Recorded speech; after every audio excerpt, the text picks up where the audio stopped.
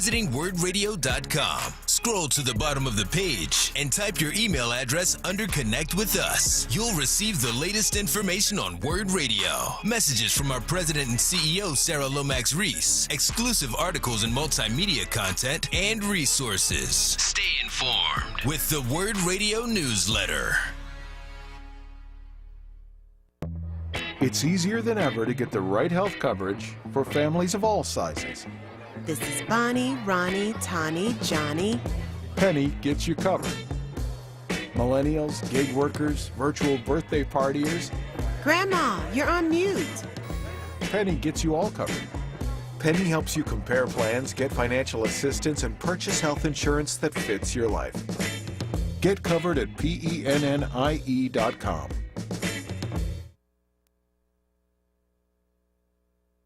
Now, a traffic update on Word Radio. Good morning. Out of jam on the Schuylkill Expressway eastbound from the curve through Gladwin. Accident there. Now off to the left. East of that, no other issues in the center city. Westbound University through the Vine getting busy through that construction area. Left lane remains blocked. Southbound 95 slowing Cotman through Bridge again down to 3 lanes with that ongoing construction zone. PA Turnpike and the Blue Route 476 moving fine. 295 northbound north of Thoroughfare Woodbury. An accident there off to the right. Southbound 295 looks good. 5542. Pretty good shape there so far this morning. For more traffic information, log on to sigalert.com. Jim Bachman with your Philadelphia area traffic. You're listening to Word Radio, 96.1 FM and 900 AM WURD, independent black media. Welcome back to the Power Hour with Mark Kelly Tyler and Dwayne Royster. For those watching us on Facebook, there was a little bit of a blip, but we are back, and so we hope that you are able to follow up with us and join us right now. We are excited to welcome to the Power Hour Latasha Mays, who is the CEO and president of the New Voices for Reproductive Justice, which is a multi-state organization in Pennsylvania and Ohio dedicated to the health and well-being of black women, femmes, and girls. It is headquartered in Pittsburgh with offices in Cleveland and Philadelphia. And I've got to say, Latasha is originally from the big city of Philadelphia. She's from West Philly, and she is passionate about reproductive justice. Latasha, welcome to Power Hour. How are you this morning? Good morning. Thank you for having me on this today. It's my pleasure. Yes, and thank you for getting up early in the morning to join us. We really appreciate that. This is not my hour, so I'm trying to get my power hour in as well. Oh, come on now. Welcome to our anarchist jurisdiction. All right. So, Latasha, we appreciate you coming on. I mean, part of the reason for reaching out, this Supreme Court appointment replacing the late Ruth Bader Ginsburg could actually have some very deep implications on the issues of reproductive justice, women's health, not just around the abortion issue, but also about the access to birth control and other issues related to women's health. And a lot of times we're talking to organizations and institutions that look at this through the lens of white eyes, and I think it's important for us to look at it through the lens of black women's eyes. And so I'm wondering, how are you all responding in this moment, and what is the call for us to address this issue? Certainly the loss of Justice Ruth Bader Ginsburg is a loss for our nation and our democracy. And I think we always have to look at a person in their complexities, but there's no doubt that Justice Ginsburg was a champion for justice of all kinds, a champion for women's rights. For her, I'm sure a champion of reproductive rights. And her legacy, though, calls for a response that is centered in reproductive justice, which for your listeners, if you're not familiar, is simply the human right to control your body. The expanded version of that definition is the right to control your body, your sexuality, your gender, your work, your reproduction, and the ability to form your family. So for New Voices, these almost 17 years now, 5 of those years here in Philadelphia, we've been advocating as community organizers for policies that impact the health and well-being of black women, our families, and our communities, as well as developing leaders to continue this fight And so, yes, this is a tremendous loss on the court. And I think that what we've seen and what my feelings has been is, you know, a lot of weight had I'm sure, was on the shoulders of Justice Ginsburg to literally live until a new president was elected. And I think that her determination to do that is clear.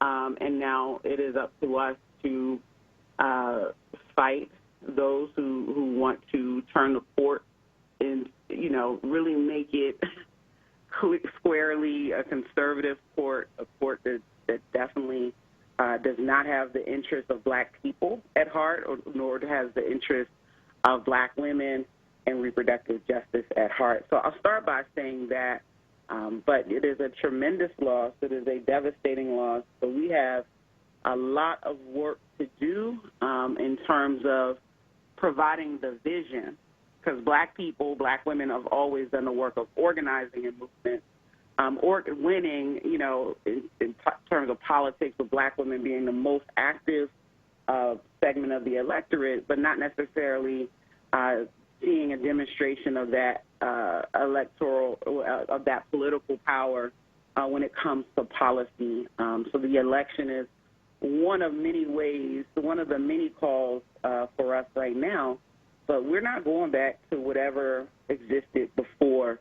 I think as a society, we can see after COVID-19, our charge is to create a different world, a different society, and to win justice for the future generation. That's fine. I just want to, before you move on, I want to stick there for a moment about her legacy. Speaking of the late Associate Justice Ginsburg. So, Latasha, you know, I know you, and I know that you are very woke. You're conscious.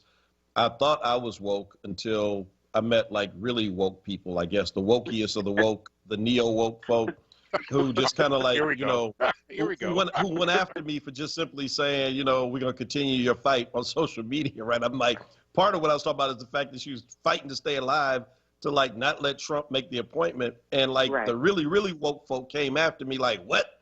She ain't never did nothing for black folks. She hate black people. Can you just kind of, I mean, you're in an area. Okay, so help me. Help me. Give me talking points, please. Help me. Sure. I think that there's this kind of backlash around Justice Ginsburg, as there is oftentimes when a person dies, especially someone who was as known as her, and someone who has a really cult following. But I think that the backlash is about white feminism, and so it's easy. I'm sure for the who you're calling a neo woke, I have to use that in the future. It's easy to be dismissive, but I think that the record starts with her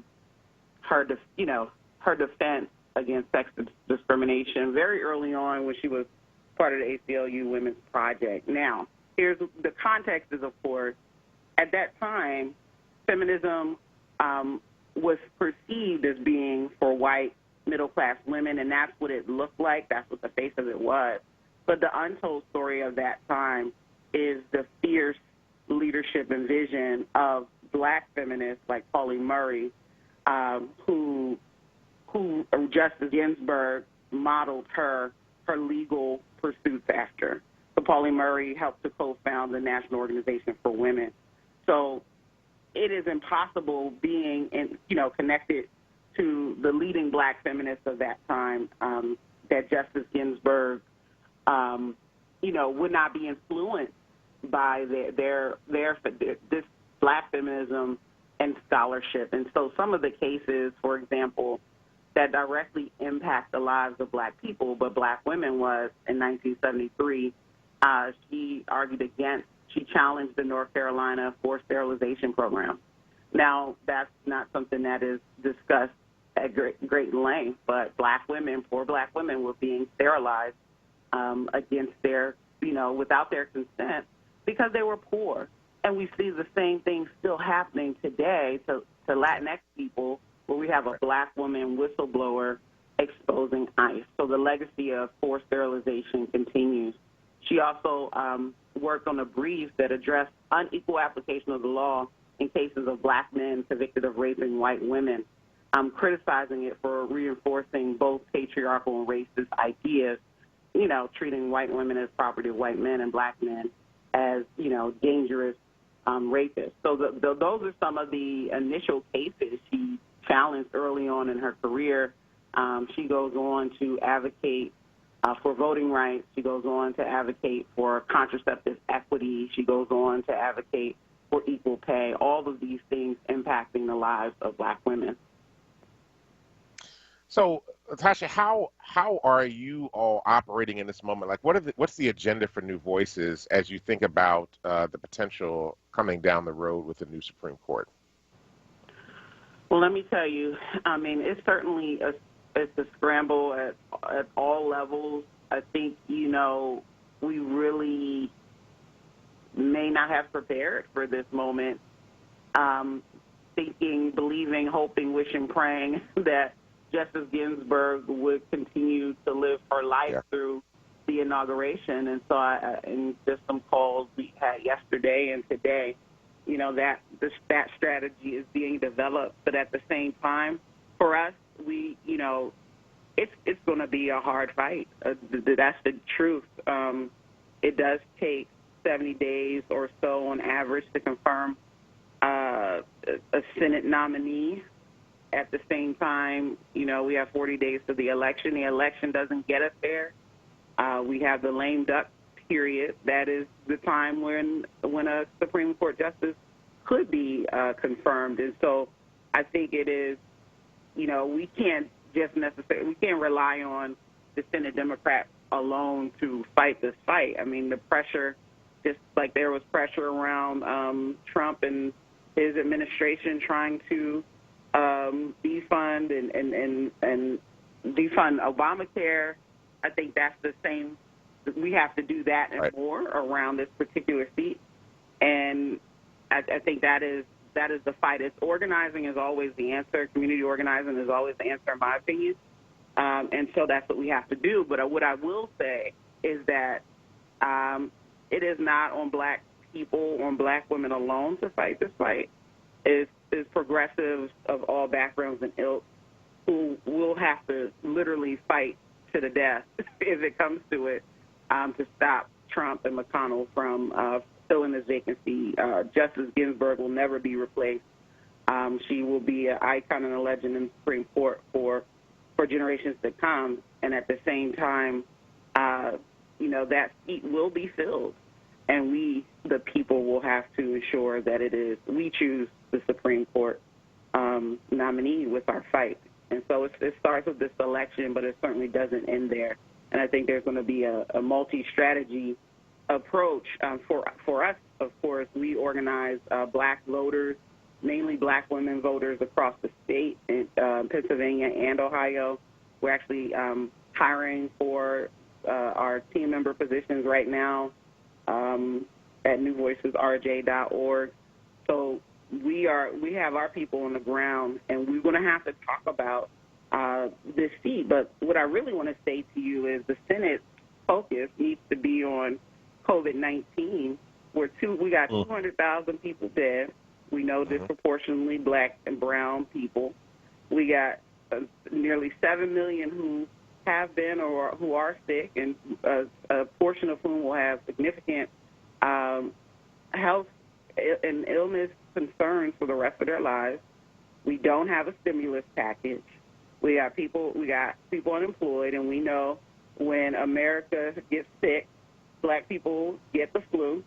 So we know unemployment continues to hit black communities hard. We have people across this nation, in Philadelphia, in Pennsylvania, worried about housing, worrying about how they're going to feed themselves, worrying about how they're going to access health care. That should be the focus of the Senate, is getting this COVID-19 package, the stimulus package, passed. And so that is what actually is important to those that we serve. Supreme Court seat is important for and legally and for our long-term cause around reproductive justice.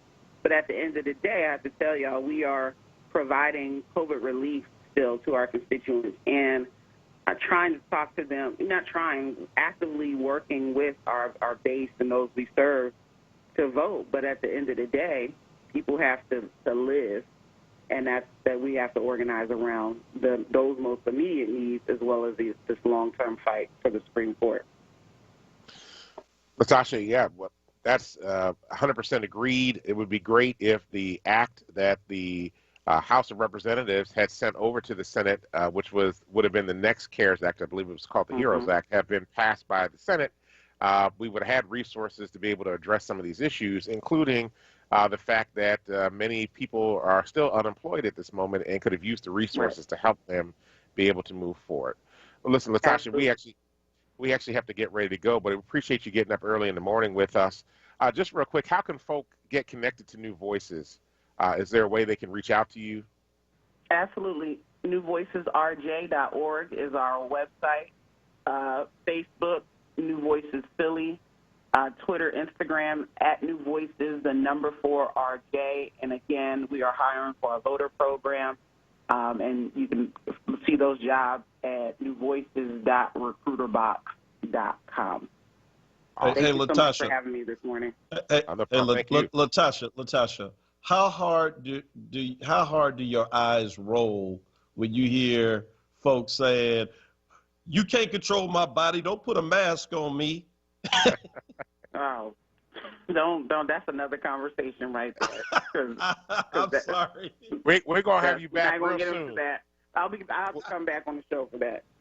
All right. Well, great. We really appreciate it. This is Latasha Mays, who is the president CEO of New Voices Reproductive Justice, a multi-state organization in Ohio and Pennsylvania dedicated to the health and well-being of Black women, femmes, and girls, headquartered in Pittsburgh with offices in Cleveland and in Philadelphia.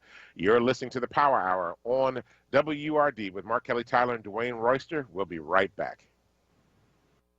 Solutions on Word. Hosted by Dwayne Royster and Amadi Braxton. Solutions on Word. Exploring solutions to national, state, and local issues through the lens of race and gender. Solutions on Word. Fridays 5 p.m. till 7 p.m. Exclusively on Word Radio. 96.1 FM and 900 AM WURD.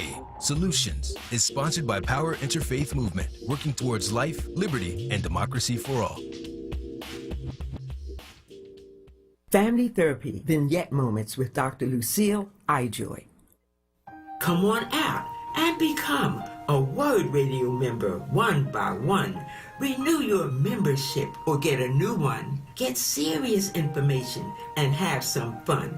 Call 215-425-7875. That's 215-425-7875. Come on out and become a Word Radio member one by one. Renew your membership or get a new one. Get serious information and have some fun.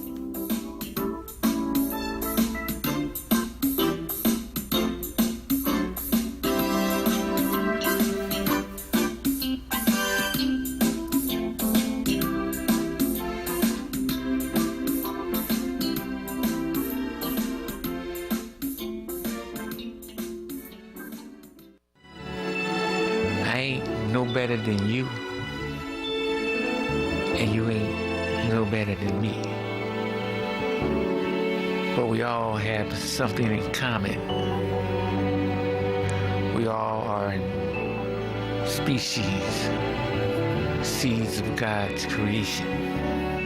Tune in to Messages in the Music every Friday night with Joey T, midnight to 6 a.m. right here on WURD. Word Radio presents the following wellness tip to support our listeners with mindfulness and motivation as we continue to navigate the pandemic together. Hi, this is Halana, your resident health and wellness coach, with tips to help you stay well. Many of us have heard this term before, but may not know what it really means. Compassionate living brings mindfulness and peace to the center of your daily life. Compassionate living can look like this. Number 1, be gentle with yourself and those around you. Number 2, choose to speak kindly to others, even when you're upset. Number 3, become a good listener and practice empathy at home and at work. We sometimes think in order to live with compassion, we have to become someone else. Not so. In fact, allowing peacefulness to be at the center of our daily interactions is something we can practice every day. Go ahead and try it today. Stay well with Word. Happy living. Stay well with Word. Connect with us at wordradio.com. Now, a traffic update on Word Radio. Good morning. This report sponsored by CVS. Seeing some volume picking up here in the Philly area. Looking at 295 northbound. Watch for delays in the area. Thoroughfare Woodbury accident there. Still off to the right. 55 northbound getting heavy now. Deptford into 42. Southbound 95 jam Cobman through Bridge through that construction. Jammed again Betsy Ross through Girard northbound side. No problems. Westbound Vine delays Parkway through the Schuylkill Expressway. Schuylkill eastbound near jammed around the Conshohocken curve through Gladwin accident there. Off to the left. Westbound jamming University through the Vine. Left lane construction is the reason. PA Turnpike, Blue Route 476, not too bad. CVS pharmacists have a proprietary search tool that analyzes ways to help lower your prescription costs. Come in or call today to get a free prescription savings review at CVS. Savings vary. Not all patients eligible for savings. Ask pharmacists for details. For more traffic information, log on to sigalert.com. Jim Bachman with your Philadelphia area traffic. You're listening to Word Radio, 96.1 FM and 900 AM WURD, independent black media. Welcome back to the Power Hour with Mark Kelly Tyler and Dwayne Royster. We were just talking to Latasha Mays, who is the president and CEO of New Voices for Reproductive Justice. Continuing our conversation about the moving of the GOP to appoint a new Supreme Court justice, and Lindsey Graham has said they will get the appointment done before the election. Average 70 days. Lindsey Graham has said they are committed to getting it done before the election. And he said, you can hold me to my word on that. You can hold me to my word on that, honey. I'll be home at 5. Lindsey, it's 6 now. Well, you know how I am. I get confused. Jamie Harrison is going to kick his butt and run him out of the Senate. You know that? I hope so. I'm telling you. So. Listen, South Carolina has a lot of black folk, and they have been feeling their political power. They saw what they did with turning the whole Democratic primary around. They believe in themselves right now. I mean, they made a way for Obama. They made a way now for Joe Biden. And I think they're beginning to understand they can do more than just, elect presidents. They can elect a senator. And that race was already tied when Lindsey Graham decided to come out with the biggest flip-flop ever. Now, if he's smart, they would have counted votes and said, all right, Lindsey, we cannot let you get run out. You got to go ahead and vote no politically to save yourself, at least through the election. But for whatever reason, he felt compelled to help Trump. I mean, how many people, the list of people who have lost their careers and their relationships, poor Kellyanne Conway, had to quit his staff to go home and just take care of her children. Her daughter wanted to emancipate herself from her and her husband because she's like, I can't take you all anymore. Donald Trump is ruining our family. The heap of people whose lives have been ruined in the wake of him is astounding, and yet people continue to want to be sacrificial lambs. That is the power of the cult of personality, people. And it's dangerous. Well, but I also think that there's a piece of this that is also about the fact that even if I get fired, I get thrown out of office, people don't want to, Trump doesn't want me anymore, I go write a book and make millions of dollars. Yeah, I mean, there is that. But I mean, I'm just saying, nobody wants to throw away a Senate career. I mean, I wouldn't. Not when you invest so much and you get to be as powerful as Lindsey Graham is. And in essence, that's what he's doing. There is nothing after the Senate for Lindsey Graham. He'll be a consultant on K Street, making a ton of money, but that's not the same. I mean, that's not what your calling is. And Lindsey Graham, prior to this, was a pretty decent, Republican senator. I didn't agree with him hardly any of the time.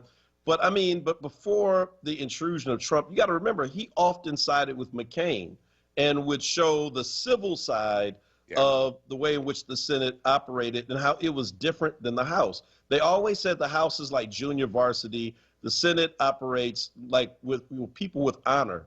they have thrown it all out. I mean, it's no integrity in the Senate anymore. Yeah, we will never look at the institution the same anymore as a result of this. It will take a couple of generations to wash the stain of this away. And again, I say Trump laughs all the way.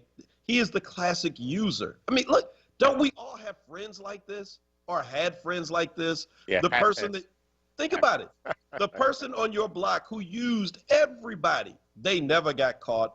They never did time. They were the instigator. They never got beat up. It was always somebody else at their urging, and they convinced you that you being a sacrificial lamb was good for you, and that, I mean, this is how preachers get jet planes from people who ride public transportation. It's psychological manipulation, though. Yes, absolutely. God is going to bless you by putting me in a G, whatever, was that G40? I don't even know, G20? Yeah, something like that, yeah. Hey, real quick, while we're pontificating here. Oh, Lord. Can I just say, don't take your advice about elections from comedians. Get jokes from comedians. They'll make you laugh. Sometimes their political commentary is right on point. But I don't really look at people like, I mean, Dave Chappelle is funny, but I don't really he's not my go-to for this kind of stuff. Okay. Neither is Chris Rock, by the way. You know what Chris Rock said just a few days ago to the New York Times in an interview? And I quote, he said, "I said this before, but Obama becoming the president," and it's hard to say, it's hard to even read this without hearing Pookie in my head. New Jack City. He said, Obama becoming the president, it's progress for white people. It's not progress for black people. It's the Jackie Robinson thing. I'm like, huh? So wait, first of all, so Jackie Robinson wasn't progress for black people? So all the black folk who ended up breaking the barrier, getting into the majors and, doing amazing things and the kind of money that they made that they would have never made in the Negro League. I'm trying to follow your analogy here, but so Obama being elected was only for white folk, but it did nothing for black folk. I mean, I get what he's trying to say. He's trying to be funny, tongue in cheek, but again, I get my political commentary from people who actually know what they're talking about, not comedians. So, I mean, let's unpack that for a minute, though. Yeah. Right. So, one of the things the Obama election did, it helped Americans think that we had moved into a post-racial society. Right. So, for white folk out there, that's actually very helpful, right? Oh, we are no longer racist. We have a black president. We have moved into a post-racial society. Then I think the challenge came down that many of the policies that President Obama worked to pass, even some of his executive orders, had deep impact on the whole of America and certainly had impact on African Americans. But there wasn't necessarily on his part anything that he did that was specifically for black folk, right? There was nothing that you could point to and say that was for the black people. And I think that is what a lot of critique has come of President Obama since then. I mean, remember Tavis Smiley. Healthcare wasn't for black people? It was for everybody, right? I'm just saying. But we just got off the phone with a woman who's talking about reproductive justice and who gets screwed the most in healthcare, but black folk. No, but you hear what I'm saying, though. I'm not saying, and I got you. I'm not even saying that I agree. And what I'm saying is that in this particular circumstance, I think people were looking for him to go into office to lay the smack down and say this is for the people. And be able to put that out there, right? These are the top 10 things. These are the 10 things I'm specifically doing for black folk in the way that other presidents have gone in and benefited white folk. And, I mean, my own personal analysis is like this. The first never gets to do it the way they want to do it. Thank you. The first never did that, right? So it's like we had Wilson Good. And so Wilson Good could do some things, but he couldn't do everything. And then, a bunch of other things that went down. So then you had John Street. Now, John Street did a whole lot of stuff that Good could have never done. But because Good had already come, he would be able to do that. And then there was Mike Nutter, right? Mike Nutter was doing his own thing. So the thing about it is, like, Kamala Harris as VP will be able to exert a level of influence and be able to think if she desires, and I know Raphael's going to jump in here in a minute, if she desires to do some things for black folk, provided she can work with Biden to make that happen, right? That's specifically for black folk. And people will not say as much because we've already had a black president. And I think people fail to understand that the first, I mean, if you have to read books around Jackie Robinson and his experience being the first sucked. I don't know about you, but it was terrible. It was absolutely horrendous. The things that he had to go through, including when he came to Philadelphia, and the Phillies basically just went all out after him, right? So the famed Philadelphia Phillies. So the first always has it toughest. They can't do everything that they want to do, but they try. Right. And then you got to make room so that their job really is to make room for the second, the third, and the fourth to come that can actually expand the agenda. And I think we do not understand that historically is that how this happens. The first can't always do everything, but we have this expectation. Lois, so Lois said what you just said on Facebook. She said if President Obama did that, he would have never been elected again. And I'll add, parenthetically, no one else either. Right? And glad to see our chief public defender listening this morning, Kiera Bradford Gray, said the first has to deal with things that they hope the next doesn't have to. Right? I mean, so that's my point. But we don't imagine that, though. We don't imagine that. And I think because we're so frustrated and impatient about waiting for transformation and change, we fail to understand that there's a way these things work. The first can't do everything. And because if they do everything, not only will everything get undone, hence Donald Trump, but then there'll never be a second or a third or a fourth. So anyway. Hey, you want to try to get Maurice in for 30 seconds? All right, Maurice, you got 30 seconds. And it's the dynamic duo, not the Bopsy twins. Hey, I got the point, bro. My brothers of the highest spirit. Okay, how about that one? But listen, check this out. All politics is local, okay? I want to deal with the fiasco when they brought her into town, that the hierarchy up in Germantown or that area think they better than everybody else. I don't like how that went down. And I don't like the councilwoman when she was asked by another host. I'm not going to say the name, but he asked her a question about city contracts. Maybe we have more city contracts to black people. Maybe we have less killing because more black people will have a job. And she never answered the question. He asked her 3 times, and she talked about totally something else. I call that a verbal castration myself. And I don't like it, and I wish somebody would speak up about what we're dealing with city council, too, because we have our own world here. What happens nationally is great, but we don't handle what's at home. How we going to handle somewhere else? What do you think about that?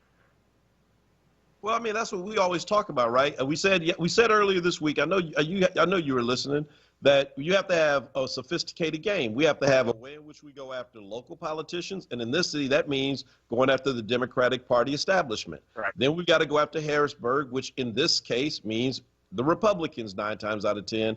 And nationally right now, it's the Republicans. And so again, as I said yesterday, no permanent friends, only permanent interest. And so if our interest is the promotion and the uplift of black people, then that means if people are in our way of that agenda, we got to push them out the way. And it doesn't matter if they have a D or an R, but we have to be sophisticated enough to see between those. Shout out to Hannah Sussman as well, great organizer in the city. Hey, well, all I want to say, I know you're about to close us out, is oh, Sheila, thanks. That doesn't help. She called us frickin' frat. I saw that. And sadly, both of our mothers would agree with you. that might just have to be the name, frickin' frat. But it was so bad. I was on the phone with you the other day, and my mother said, he must be talking to Mark.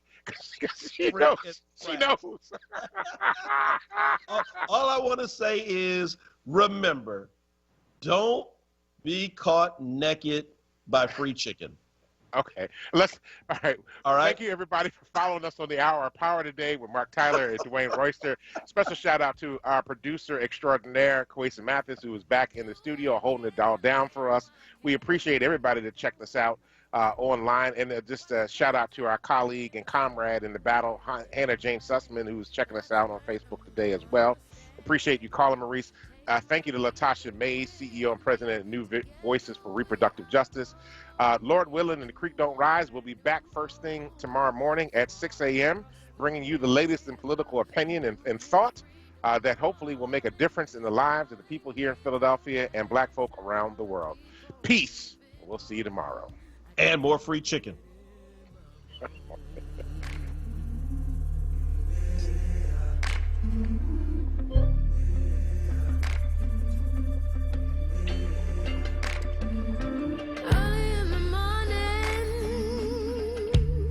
Before the sun begins to shine,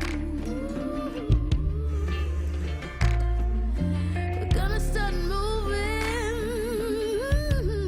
towards that separating line. WORD Radio presents the following information to help you navigate